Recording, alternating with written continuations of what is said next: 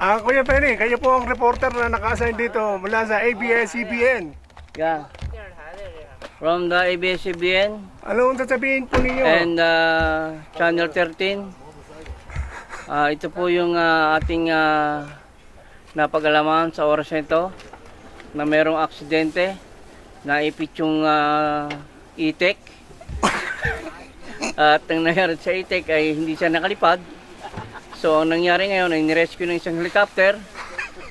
Yung binti niya ay nilagyan ng band-aid.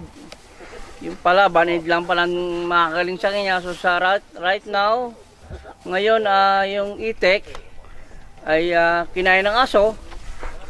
At yun namang aso ay kinain yung kinain ng tao.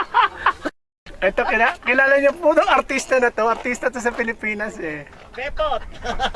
Hindi. Tintoy. Hindi. Ito'y. Sino? Tama. Pinaghalong, dalawa artista kamukha niya. Pinaghalong tintoy at balot. Ha? Tintoy at balot. Ito. Oh, okay lang yan, pogi naman yun. Kakasalukuyan. Kaysa naman kay Max Alvarado. Kakasalukuyan ito si Tintoy. Si Sige. Tintoy ay nakatalikod. Artista to ng Pilipinas, interview natin. Naging balot.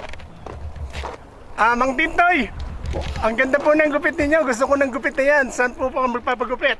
Takatalukuyan ay... ang gupit ito ano, buhay pa't lumalakad.